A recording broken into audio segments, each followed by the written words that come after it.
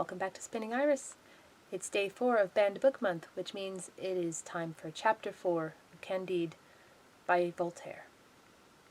Are you ready? Let's go. Chapter 4. How Candide met his former philosophy teacher, Dr. Pangloss, and what ensued. Candide, moved even more by compassion than by horror, gave this appalling beggar the 2 florins he had received from James the worthy Anabaptist. The apparition stared at him, shed tears, and threw his arms around his neck. Candide drew back in terror. "Alas," said one pauper to the other, "don't you recognize your dear Pangloss?" "What are you saying? You, my dear master, you in this horrible condition? What misfortune has befallen you? Why are you no longer in the most beautiful of castles? What has become of Lady Cunegonde, the pearl of young ladies, the masterpiece of nature?" "I'm at the end of my strength," said Pangloss. Candide immediately took him to the Anabaptist's stable, where he gave him a little bread to eat, and when he had revived, he said to him, "Well, what about Cunegonde?" "She's dead," replied Pangloss. Candide fainted at this word. His friend brought him back to consciousness with some bad vinegar that happened to be in the stable. Candide opened his eyes and said, "Cunegonde is dead. Oh, best of all possible worlds, where are you? But what did she die of? Was it from seeing me kicked out of the beautiful castle by her father?" "No," said Pangloss.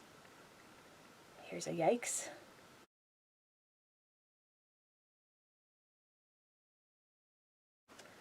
"No," said Pangloss. "She was disemboweled by Bulgar soldiers, after having been raped as much as a woman can be.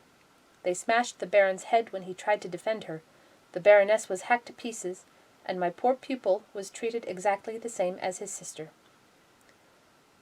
Yikes. As for the castle, not one stone was left standing on another. There's not one barn left, not one sheep, not one duck, not one tree. But we were well avenged, because the Avars did the same thing to a nearby estate that belonged to a Bulgar lord. At this account Candide fainted again, but when he had regained his senses, and said everything required by the situation, he inquired into cause and effect, and the sufficient reason that had reduced Pangloss to such a pitiful state. "Alas," said Pangloss, "it was love, love, the consoler of the human race, the preserver of the universe, the soul of all sensitive beings, tender love."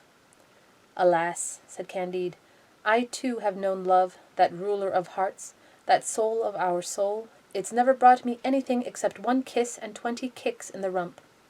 How could such a beautiful cause produce such an abominable effect on you?" Pangloss answered in these terms: "My dear Candide, you knew Paquette, our noble Baroness's pretty maid. In her arms I tasted the delights of paradise, and they produced these torments of hell with which you see me devoured. She was infected with them, and by now she may have died of them.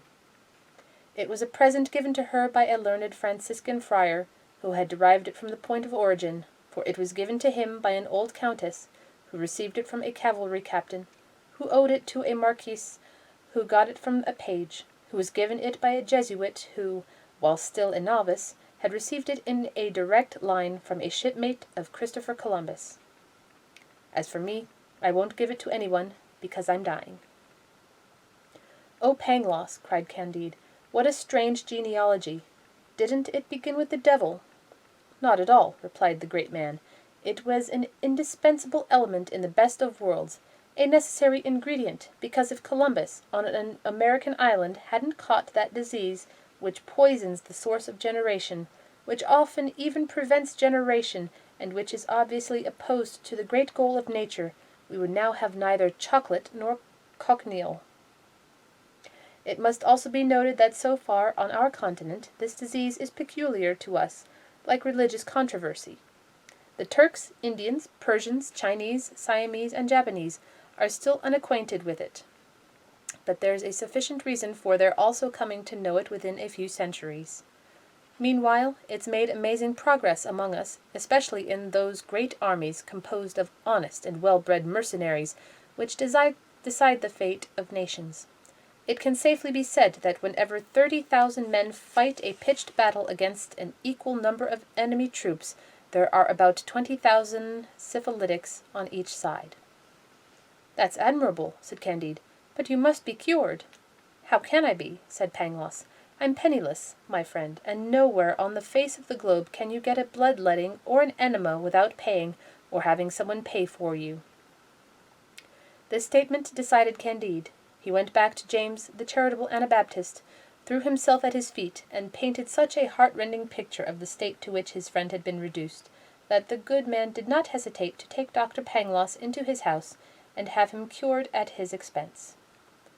When his treatment was over, Pangloss had lost only an eye and an ear. He could write well and knew arithmetic perfectly. The Anabaptist made him his bookkeeper. 2 months later he was obliged to go to Lisbon on business. He took the 2 philosophers with him on his ship. Pangloss explained to him how all was for the very best. James did not share this opinion. "Men," he said, "must have corrupted nature a little, because they weren't born wolves, yet they've become wolves. God didn't give them 24-pounders or bayonets, but they've made themselves bayonets and cannons with which to destroy each other. I might also mention bankruptcies, and the law which takes over a bankrupt's property to defraud his creditors of it." "All that was indispensable," replied the one-eyed doctor, "and individual misfortunes create general welfare, so that the more individual misfortunes there are, the more all is well." While he was reasoning thus, the air grew dark, the winds blew, and the 4 corners of the earth, and the ship was assailed by a terrible storm in sight of the port of Lisbon. And that is the end of chapter 4. Yikes to poor Cunegonde. Whew. And yikes to not-so-poor Dr. Pangloss. Which, if you didn't catch it in the text there, is suffering from syphilis, caught from his experiment in cause and effect. All right. Well, it's another cliffhanger. Storm off the coast of Lisbon. We'll see what becomes of that tomorrow in chapter 5. I will see you then. Take care. Bye-bye.